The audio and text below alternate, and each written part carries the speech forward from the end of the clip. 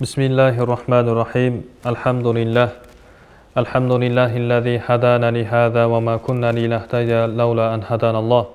Thumma salatu wassalamu ala sayyidina Muhammadi wa ala alihi wa sahbihi wa sallim. Amma ba'd. Assalamu alaikum wa rahmatullahi wa barakatuhu. Ең олы тағдырыбызға ушундай улуу күндөрдү жазган, берекелүү Рамазанга жеткирген Алла Таалага чексиз шүгүрлөрүбүз болсун, алкыш мактоолорубуз болсун, жана ошондой эле сүйүктүү пайгамбарыбызга салам жана салаваттарыбыз болсун.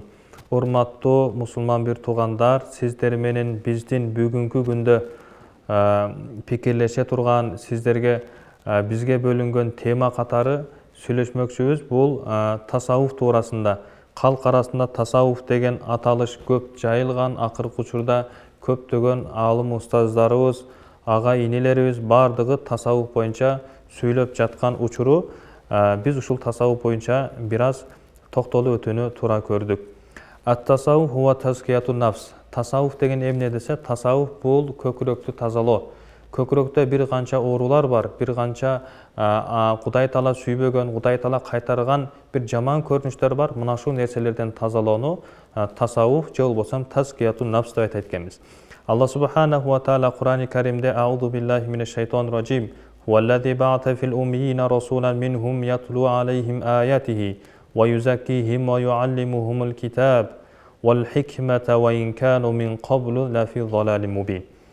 Алла Таала уммииндерге, тагыраак айтканда шариат илиминен билими жок адамдарга расулан минхум, алардын арасынан бир элчини жиберди.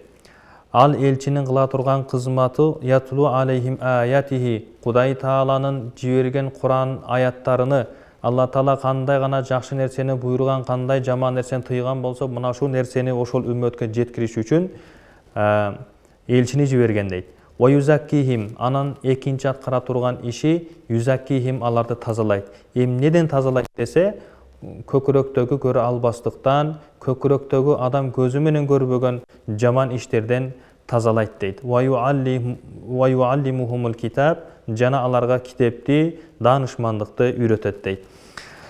Тасаввуфтун түпкү нускасы бул пайгамбар алейхиссаламдан бери уланып келе аткан нерсе. Кээ бирки кишилер, кээ бирки адамдар айтышы мүмкүн, бул сопулук тасаввуф деген нерсе кийин гана чыккан, же болбосо бир адашкан бир агым. Пайгамбар алейхиссалам өткөндөн кийин сахабалар карманган эмес, кийинки табииндар карманган эмес, бул акыр заманга карата чыккан бир диний бир жамаат, бузуку жамаат деп сүрөттөп айтып келишүүдө. Жок, бул нерсе илгертеден эле пайгамбар алейхиссаламдын доорунан эле бар. Биз буну жогорудагы өткөн аяттан байкасак дагы болот. Тасаввуфтун негизи туурасында аалымдарыбыз ушундай бир пайгамбар алейхиссаламга Жабраил периштенин келип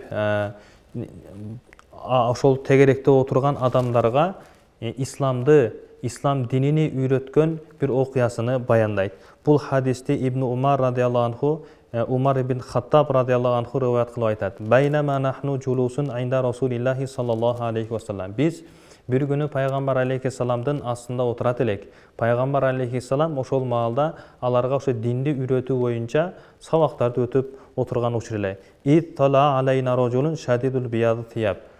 Конкустан эле бизге ак көйнөк жөн, аппак, эч чаң жукпаган, жана чачтары кара, сакалдары да кара болгон, анын үстүнөн сапардын өңү билинбеген, жана биздин арабызда аны эч ким тааныбаган ушундай бир киши кирип келди дейт.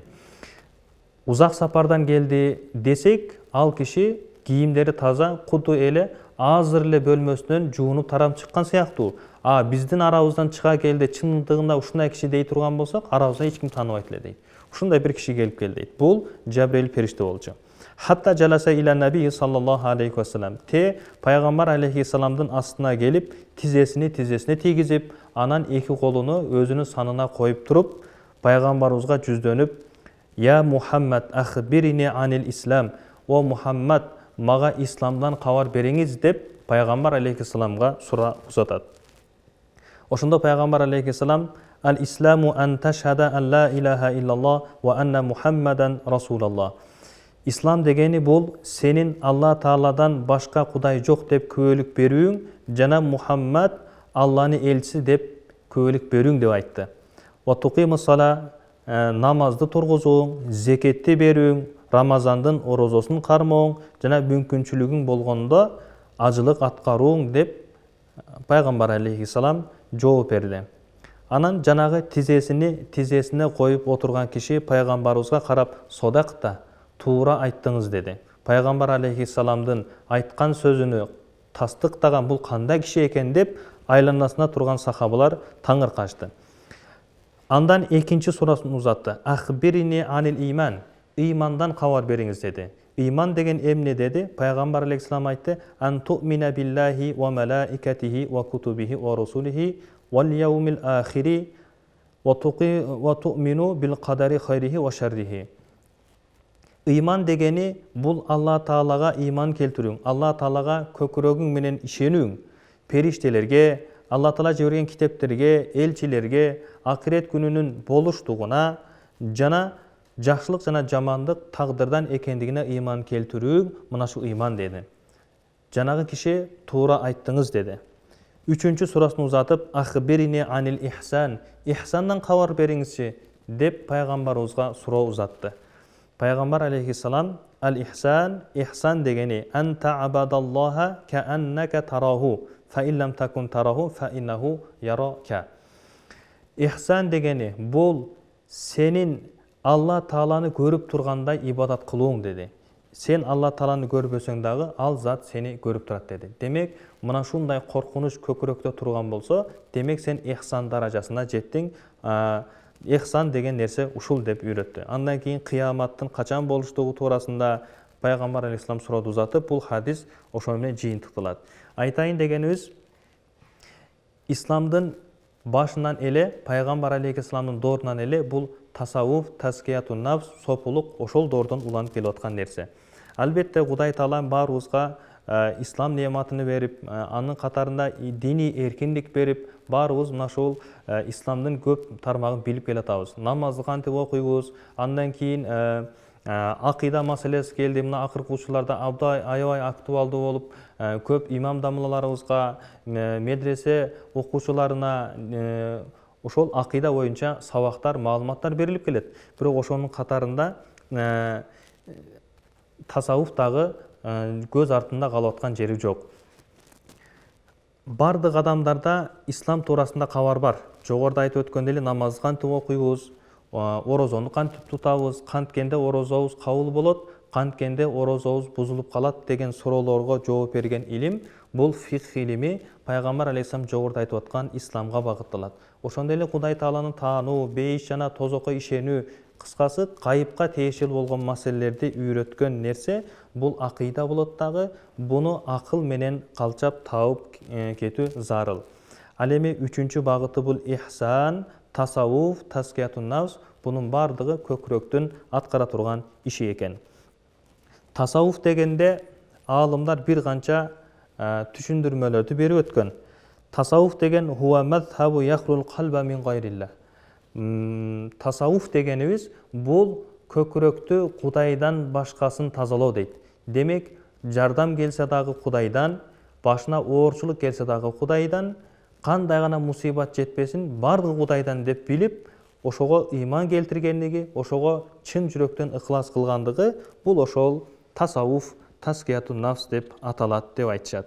Алла Таала башка аятта аузу биллахи минеш шайтанир ражим кама арсална фикум расулан минкум ятлу алейкум аятина ва юзакикум ва юаллимукумул китаба вал хикмата ва юаллимукум ма лам такуну та'ламун. Алла субханаху ва таала пайгамбар алейхиссаламды бизге пайгамбар кылып жөнөткөндө бир канча тапшырмаларды, бир канча буйруктарды берген. Анын катарында бизге аяттарды тилават кылып берет. Алла Тааланын түшүргөн аяттар бар, өтө оор. Адамдын түз түшүнүп алуусу кыйын нерсе. Ошол нерсени жеңилдетип, иш жүзүндө көрсөтүп, кантип аткаруу керек, кандай кылганыбызда аткарып аткан ишибиз Кудайга жагымдуу кабыл болот. Мына ушул нерселерди үйрөтүш үчүн келген. Экинчиси юзаккикум, силерди тазалаш үчүн. Эмнеден тазалайт? Бизди жогоруда айтып өткөндөй көкүрөгүбүздү ошол жаман күнөө иштерден, көрө албастыктан, ичи таардыктан, риядан, эл көрсүндөн тазалайт, ошол максатта жиберилген дейт. Жана силерге китепти, таанышмандыкты үйрөтөт, жана силер билбеген нерселерди үйрөтөт деп Алла Таала баяндайт. Сопулук бул эң туура жол. Адам исламды билгенден кийин, акыйданы билгенден кийин сөзсүз түрдө 3-чү багыт болгон тасаввуфту, тарикатты, таскияту нафсту кармануусу зарыл. Анткени таскияту нафс адам исламды, акыйданы билгенден кийин тасаввуфту карманганда гана иманы толук болуп, толук мусулман болот. Бул кичинекей бир азгырыктарга азгырылбайт, же болбосо нафсысына берилип, жаман иштерге жүрүп кетпейт. Кээ бирки туугандардын арасында сопулук туура эмес жол, сопулукту кармангандар капырлар деген дагы бар. Кудайым бул нерседен сактаган болсун. Ошол сопулукту жамандап аткан адамдардын көкүрөгүндө сопулукка болгон түшүнүгү жок, сопулукка болгон бир мындай жакшы көз карашы жок болгону себебинен бул нерсени айтып жүрүшөт да. Албетте бир адамды капыр деш үчүн, же болбосо капырлык жолду кармады деш үчүн анын сөз түрү далил болуш керек. Эгер далил жок, жөн эле өзүнүн оюнан чыгарып, же болбосо өзүнүн бир нафсысынан эле жеңилип калбайын ушул нерсеге деген максатта эле айтып кое турган болсо, Кудайым сактасын. Оозунан чыккан сөз ошо аталып аткан кишиге барат дейт. Ал адам капыр болгон болсо анда калат. Эгер ал адам капыр болбой турган болсо, сөзү кайра кайтып, ошол сөздү ким сүйлөгөн болсо, ошого келип жабышып, аны капыр кылат деп айтылат. Тасаввуф өзү эмнени үйрөтөт? Тасаввуф деген эмне десе, тасаввуфчу тарикат жолун карманган адамдар ушундай деп жооп берет буга. Муну пайгамбар алейхиссаламдын 4-чү халифасы, пайгамбар алейхиссаламдын жакын тууганы, пайгамбарыбыздын күйөө баласы, Алла Таала сүйгөн илимдин ээси деп атаган Али радиаллаху анху ушундай деп айтат. Ат-тақва хия хауфу минал жалил. Тақвалык сопулуктун эң башындагы үйрөтүп аткан нерсеси бул тақвалык. Ошо тақвалыктын түшүндүрмөсү, аныктамасы, ачыктамасы ушундай дейт. Тақва бул Кудай Тааладан коркуу. Вал амалу бит танзил, жана түшүрүлгөн нерсеге амал кылуу. Бул Куран, Куранга амал кылуу, шариатка амал кылуу, пайгамбар алейхиссалам көрсөткөн жол жоболорго амал кылуу. Вал истидаду лирахил, жана кыямат күнүнө дүйнөдөн акыретке көчүүгө даярдануусу.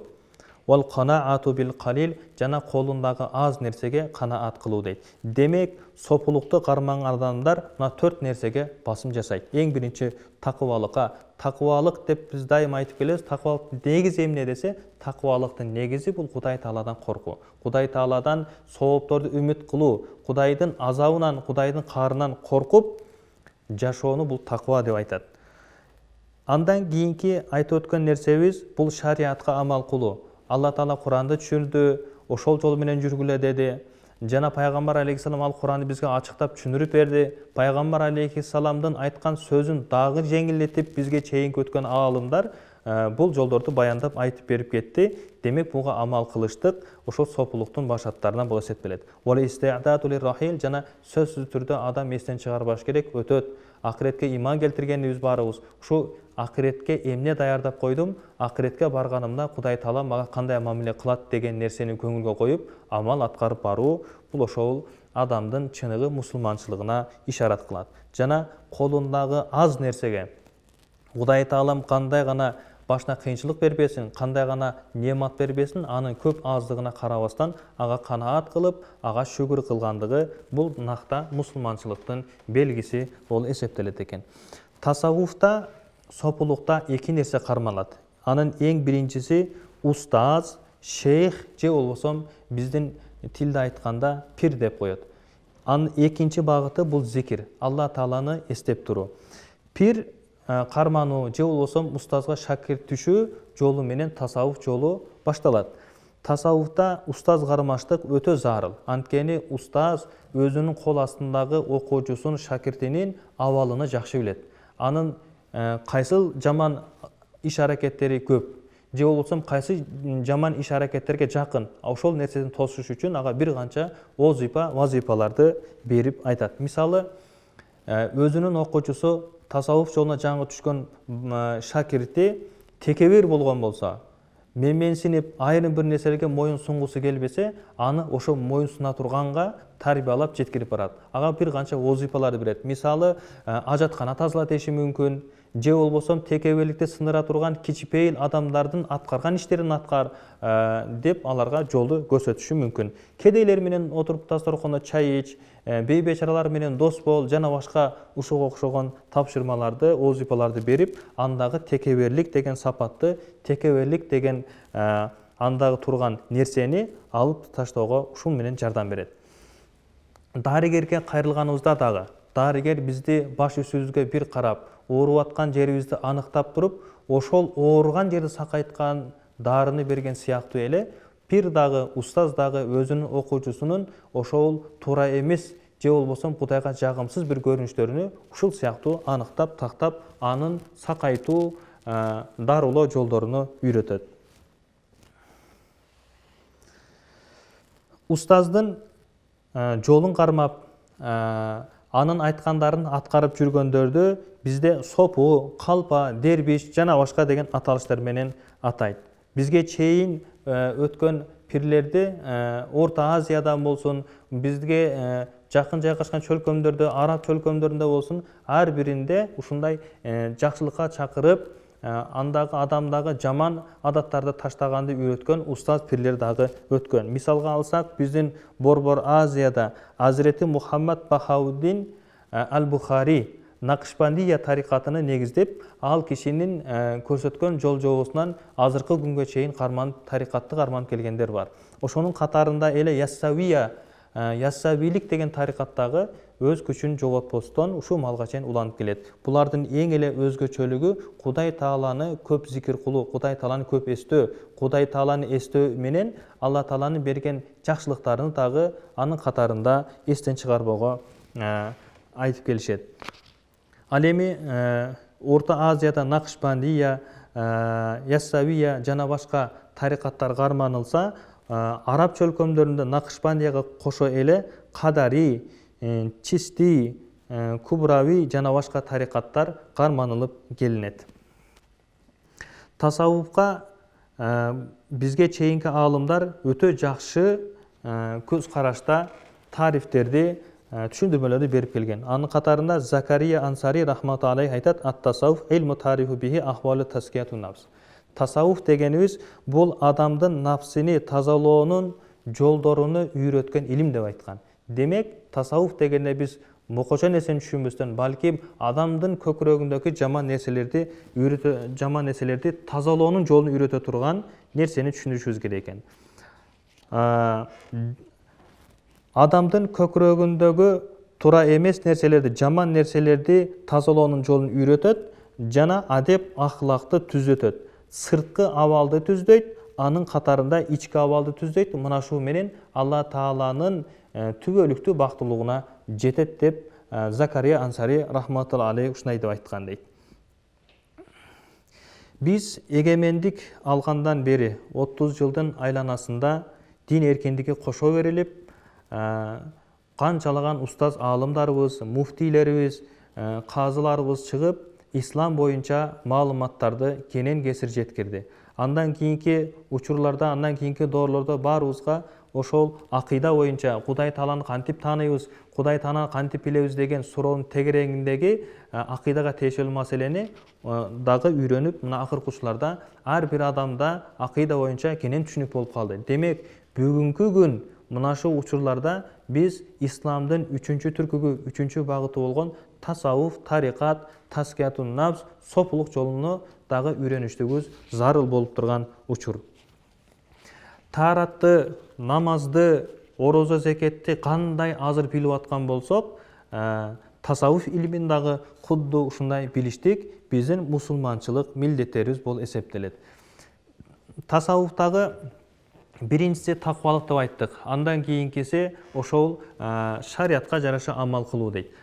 Бирок аалымдардын көпчүлүгүнүн берген тарифинде, баяндамасында бул тасаввуф дегени бул хуснул хулк, чырайлуу кулк мүнөз. чырайлы кулк мүнөз бар адамды биз тасаввуфты карманган, тасаввуфка жакын киши катары баяндасак болот экен. Пайгамбар саллаллаху алейхи вассаламдан бир күнү сахаби киши келип сурады: "Я Расулуллах, манид-дин? Дин деген эмне?" деди эле. Пайгамбар алейхиссалам хуснул хулк деди. Чырайлы кулк мүнөз. Адамдарга жакшы мүнөздө мамиле жасооң деп жооп берген. Башка бир хадисте Пайгамбар алейхиссалам айтат: "Акмалул муъминина иманан ахсанухум хулукан." Адамдардын арасында эң жакшысы, адамдардын арасында эң ыйманы толосу, эң Кудай Таала сыпаттагандай болгон момун бул чырайлы кулк мүнөздү карманган адам деп жооп берген дейт. Тасаввуфтун негизги максаты жүрөктү ар кандай оорулардан тазалоо, жана билген нерсесине амал кылуу, акыретке даярдануу жана Кудайга чын дилден берилүүгө айтылат дейт. Адам үч нерседен биригип турат экен. Биринчиси дене, андан кийин нафс, анан рух. Дененин ибадаттарыны бул биздин шариятыбыз, ошол фих илими көрсөтүп кеткен. Кантип намаз окуйбуз, кайсы нерсе биздин денебизге пайда, кайсы дене биздин денебизге зыян. Жана ошондой эле дене менен кантип Кудайга сыйына алабыз, бул жол-жолдорду көрсөткөн, бул ошол биздеги айтып өткөн фих илими. Демек, дененин тарбиясы бул фих илиминде экен. Ал эми рухтуку, акылдыкы бул акыйда илимдери. Ал эми нафстын тарбиясы жогоруда айтып өткөн тасаввуф, таскиятун нафс экен. Алла Таала Кур'ани Каримде денеге же болбосо рухка кайрылган эмес. Алла Таала эң көп кайрылган адамдын нафсына хитап кылып, Алла Таала адамдын нафсына көп кайрылган. Мисалы, Кур'ани Каримде карай турган болсок, Аузу биллахи минеш шайтанир рajim ва нафси ва ма савваха фаалхамаха фужураха ва тaqwaha. Нафса касам. Ва ма савваха жананы тегиз кылып турганга касам. Фаалхамаха фужураха ва taqwaha. Жана Алла Таала ал нафска жакшылык жолдо дагы, таквалык жолдо дагы жана туура эмес жолго дагы илхам берген. Демек, Алла Таала бизге эки жолду көрсөтүп койду, аны тандаштык биздин өзүнүн эркибизде экен. Кода афлаха ман заккаха. Бирок ошондой адамдардын ичинен дагы Алла Таала куткарып койгондору бар. Же болбосо өзүнү куткарып калгандар бар. Булар өзүнүн нафсыны тазалагандар дейт. Ман заккаха, ким өзүнүн нафсыны баягы жогоруда айтып өткөндө жаман иштерден, жаман күмөндөрдөн, көрө албастыктан тазалай турган болсо, мына шу адам кутулду, тагыраак айтканда тозоктон кутулду деп айтат экен. Демек, урматтуу жамаат, биз тасаввуфту карманабыз дей турган болсок, же болбосо тасаввуф эмне дей турган болсок, Кудай Таала бизди көрүп турганда ибадат кылыштыбыз. Же болбосо биз Кудай Тааланы кандай көрүп турган болсок, ушундай ибадат кылуубуз зарыл экен. Албетте, бир адамдын астында ага жакшы көрүнүш үчүн, ага жагыныш үчүн амалдарыбызды, иш-аракетибизди ушундай сонун аткарабыз. Бул анын ыраазылыгы үчүн болуп атат. Бирок Кудайдын ыраазылыгы үчүн Кудай көрүп турат дегендей амал кыла турган болсок, бул бардык жерде болот. Тасаввуфтун, тарикаттын өзгөчөлүгү мына ушунда турат. Бизге чейинки өткөн ислам тарыхындагы аалымдар, Пайгамбар алейхиссаламдын жолун жолдогондор, ислам динин жайылткандар дагы тасаввуфтан тышкары болгон эмес, ар бири тасаввуфты карманган адамдар болгон. Анын катарында биздин мазхаб башчыбыз Имам Азам Абу Ханифа рахмат алейх дагы тасаввуфты карманган. Хасан эль-Басри, данышман, барыбызга жол көрсөтүп, олиялардын олиясы аталган Хасан эль-Басри дагы тасаввуфты карманган. Абу Хаммад Газзали дагы, биз бунун китептерине кыргызча которулган жана котормо китептери көп. Имам Газзали дагы тарикатты карманганын билебиз. Куддусту фатык кылган Салахиддин Аюби дагы өз кезинде тасаввуфты карманган киши болгон. Султан Махмуд Фатих, Джалалиддин Руми, Ибрахим Адхам, Ахмад Яссави, Хажы Ахрар Вали, Мухаммад Рустамжан уулу Ал-Хиндистани, Шейх Хикматулла Каратегини исламда көрүнүктүү из калтырып, исламда китептерди жазып, өзүнүн багытын, өзүнүн жолуну так көрсөтүп кеткен аалымдардын бардыгы тасаввуфту, тарикатты карманган кишилер болгон. Ал эми өзүбүздүн ата бабаларыбыздын арасында дагы тарикатты, тасаввуфка бекем болгон кармангандар болгон. Анын катарында эле имам Чархи деген болгон. Бул ошо Манас атанын пири болгон. Тоголок молдо, жеңи жок, имам Сарахси, Жусуп Баласагын, Сиражиддин Алоши, анын катарында Курманжан энебиз дагы тасаввуфты, тарикатты бекем карманган, дайыма оозу Алла Тааланы зикир кылууда, алек болгон инсандар болгон. Тасауф дегенибиз бул Кудай Таалага жакпаган, адамдарга жакпаган, шарият жактырбаган жаман кулк мүнөздөн арылууга айтат экен.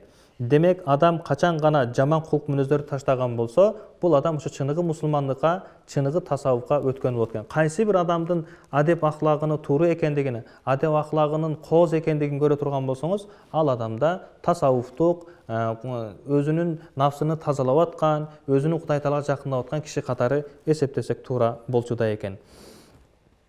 Пайгамбар саллаллаху алейхи ва саллям өзүнүн куттуу бир хадисинде ала инна фил жасади музгатан иза салуха салуха жасаду куллу. Адамдын денесинде бир муштум, бир тиштем эт бар.